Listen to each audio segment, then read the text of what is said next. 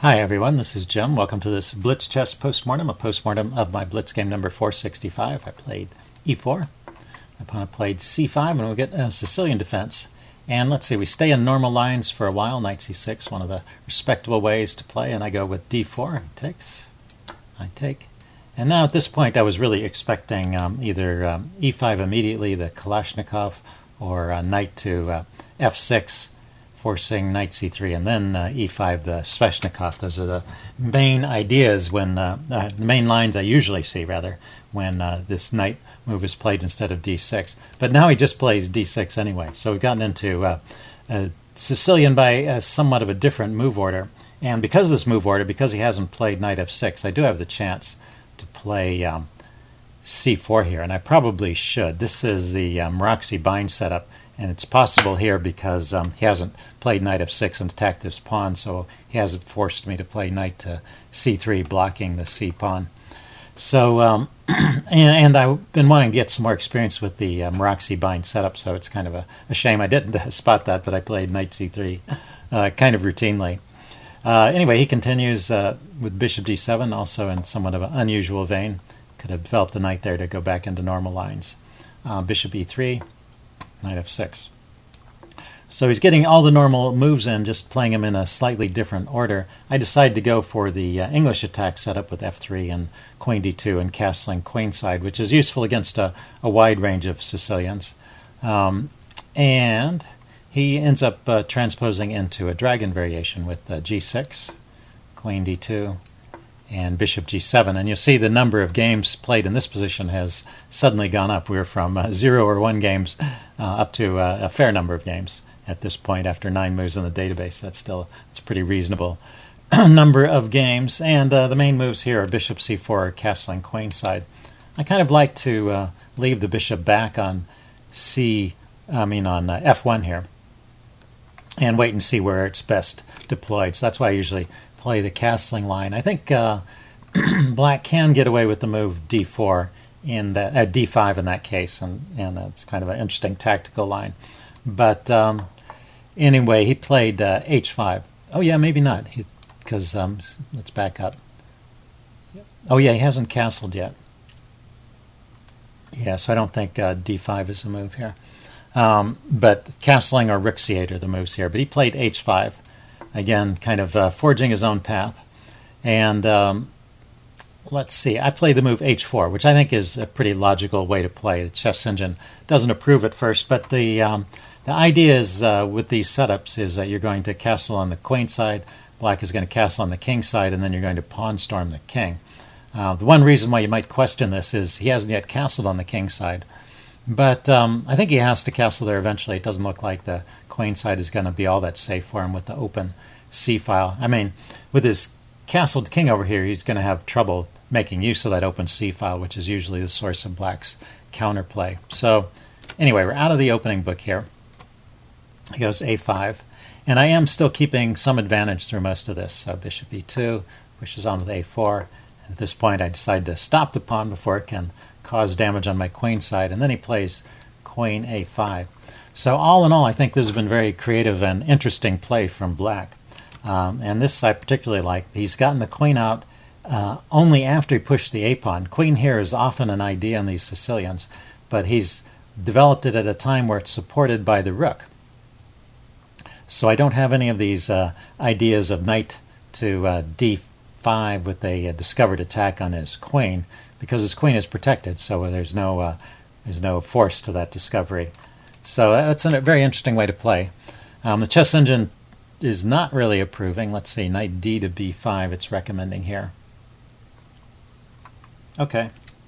There are some holes in black's position over here on the queen side, and that would be an interesting way to play. Or the move I played, king b1, just getting away from the c-file here where things can start happening pretty soon. He goes knight e5, and I go f4. So once again, the engine is saying knight b d5 or bishop to g5 is... Actually, bishop to g5 is a standard move in these positions when black has got this pawn set up, because he's created this hole here, and you may want to trade off this knight at some point.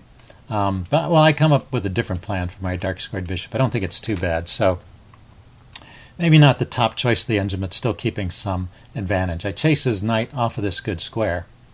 And then right here, I guess, is where I give up the advantage. I should retreat my bishop back to g1 just to keep this knight in check. I was really reluctant to play that move because it blocks in my rook, but I guess the idea is the rook can develop in this funny way. It can go to h3 and then develop along the third rank. So bishop g1 seems to be the move here. Instead, I traded off one of my bishops, and now black is kind of equalized here, I think. Takes with the bishop, forces me to move a rook, and then he castles.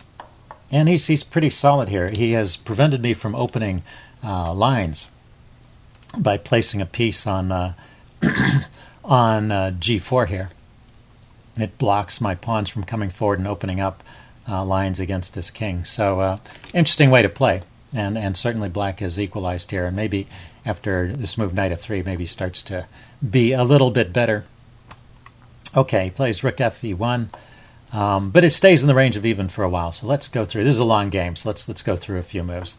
This is one of my ideas here, was to oppose the bishops along the dark squared diagonal, so this bishop doesn't become too powerful.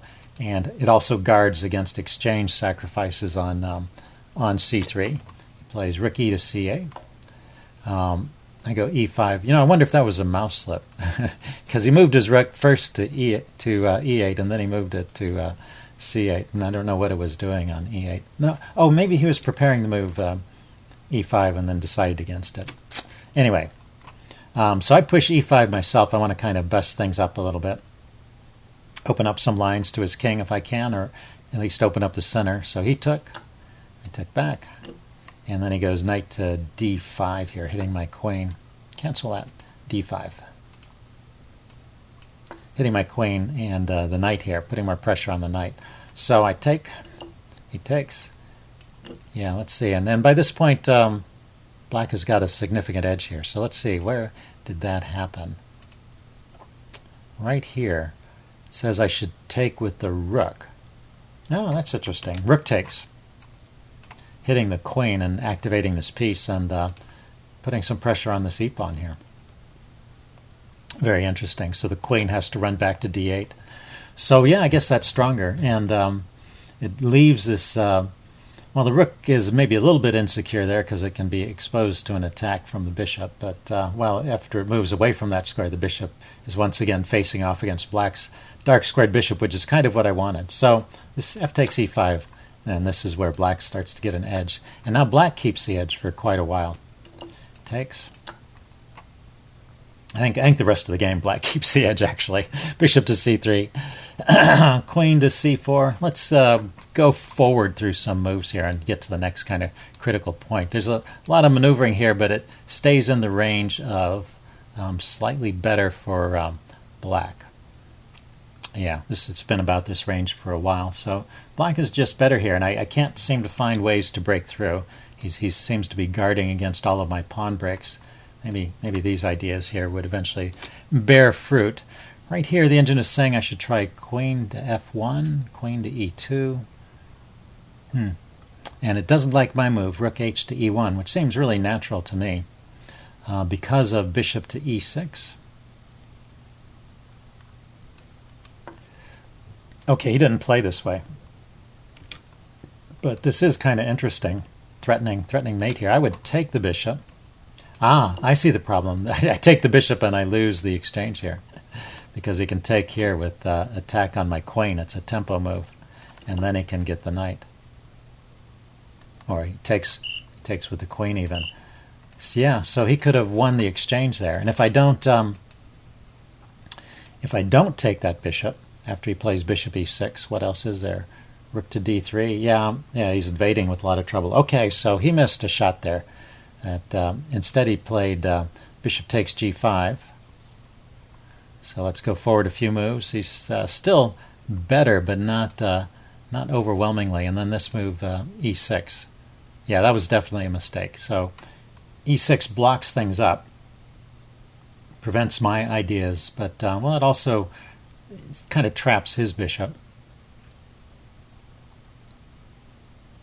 Let's see. So once again, bishop to e6 is a good move here, or rook a to c8, piling up on the c file. Yeah, more dynamic. This this kind of locks up the position a little bit, and now it's back to more even than it was, more in the range of even. And not only that, but we have opposite colored bishops. So if the rooks come off and the pawn count remains the same, right now the pawns are even, then it's a draw. But the problem here is that my pawns are all weak. I have, in my efforts to open up the king side, which completely failed. Notice that his king is still completely secure here. I've created these weak pawns, and and now he can run around and try and pick them up. And he does a good job in this phase. So he once again goes from slightly better to winning. He has a winning advantage after a few moves here. Chases me around and manages to pick up these pawns. And I'm just fast forwarding through these moves. Still, he has to worry about this opposite colored bishop endgame. This position is still, I would guess, a technical draw, even though the engine rates it as -1. But if he can pick up another pawn here, then he has real winning chances. And you'll see he gets that. So at some point here, didn't find the best way to defend, because right there I give up another pawn. So let's back up and see. Right here, the engine is saying rook to h2 or b3.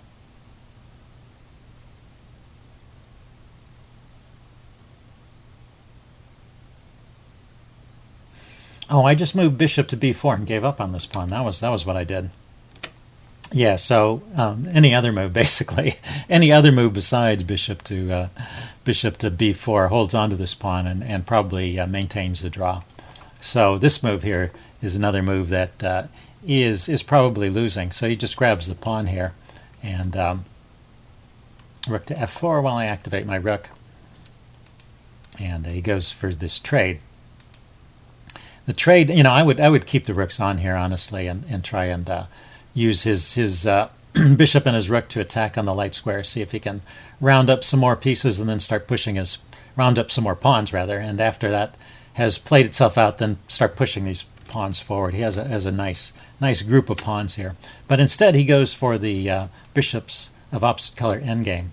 And I think if we stop right here, I think this is still winning for black. But he needs a plan. And so this is a good point if you want to test your endgame skills. Just to set this up correctly, I don't have a definite answer as to what the best move for black is here, but this is a good kind of test position to think about. You cannot really rely on the chess engine evaluation here. All this is telling you is that black is 2 pawns up, which is true. So, but if the engine could look ahead deep enough to figure out how to queen one of those pawns, then this evaluation would go up beyond -1.5. But it hasn't. It's just stuck there. So the engine is not really seeing any great way to make progress. So to get an understanding of the position like this, you have to work at it yourself or with another player, maybe even someone who's stronger than you. Try and play this endgame out and see what can happen. But it's an interesting position to study. You definitely have the advantage with black, and your idea is to try and come up with a winning plan. And I have an idea about how to play it. Like I said, I can't prove it with the chess engine, but there are some interesting possibilities for black. And so this would be a good point to pause the video and think about the position from black's point of view and see how you might proceed to win. Okay, I'm going to give you the idea that I thought of. What I thought of was, this is really black's trump card, these strong pawns here. They can practically go forward by themselves, and the only real obstacle in the path is this pawn, the g pawn. And so I think it's worth a sacrifice here. I think one idea you should consider here is this move h4. And that gives away a pawn, but this pawn is never going anywhere. It's got to cross this light square, which is controlled by the bishop. And then, how is black going to ever stop the advance of these pawns? What's interesting is that there's 3 pawns together on 2 rows, and that actually helps because this bishop here can only cover the light squares, whereas my bishop covers the dark squares. But when you have these 3 pawns supporting each other, you get some additional support on the dark squares. So, for example, if my king were to step in here, you could immediately kick it. Could you immediately kick it? Let's see. Well, it's black's turn here, so black should probably play f6 immediately here to keep my king out of that square. And then I might try and, let's see, what is the engine recommending? Bishop to e7. Pushing forward here, check. King drops back.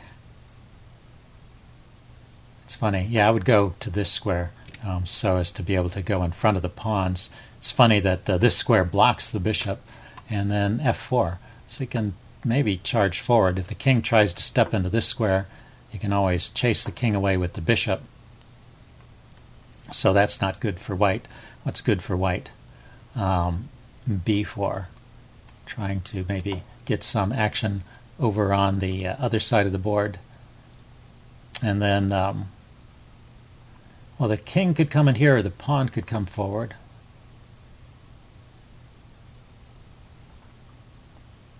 These numbers are starting to go up as the pawns come forward. Let's see, bishop to e1.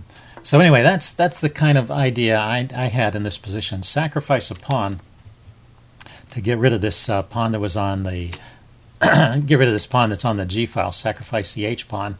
That h pawn is not going, and then try to push forward with these pawns at the center. And it's going to be a long, slow process, but I think black is just winning there. Anyway, he played f6, and let's just go forward. Black might be winning anyway. And I try to bust up some pawns. If I can eliminate enough pawns, it becomes easier for the king and the bishop to stop the remaining ones. And we're going to fast forward a number of moves. Because there's one point here where the evaluation suddenly swings to winning for black. And I just wanted to look at that point. Maybe that was it. Let's back up. Yeah, suddenly the evaluation starts to rise. And this is what happens when you chess engine has discovered a way to win. See how that number just keeps climbing. So back up one more step. Yeah, already I'm in trouble here. Back up one more step.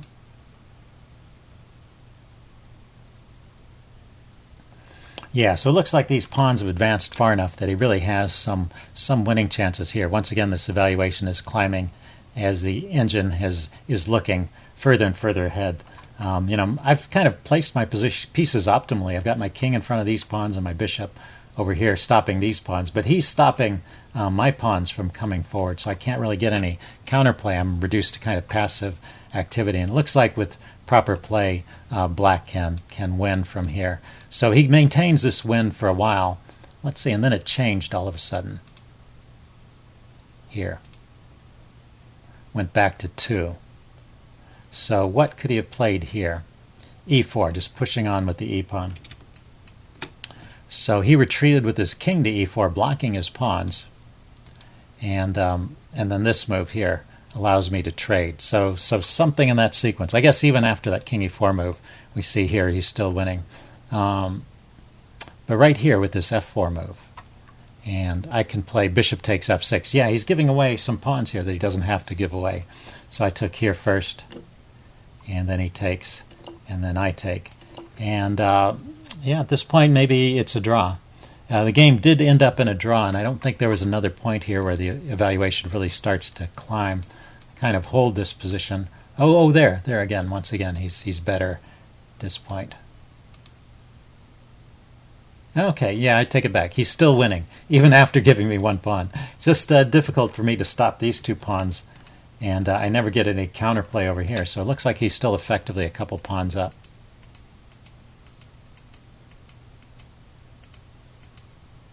And so let's go forward to when he finally gives the game away here. Played king c2, going after my pawns. Yeah, and then I can stop his pawns now. His king has gotten too far away. So let's see if we can bring this forward to a conclusion. How can he win this position? Just f3, pushing forward with his f-pawn. And let's see. Well, my king is guarding this square, so I'm using my bishop to... well, my bishop and my king are guarding these dark squares, basically. That's the idea. So I'm going to stay here. He just brings his king forward. I stay on this diagonal. Then he plays this check, driving my king back away from here.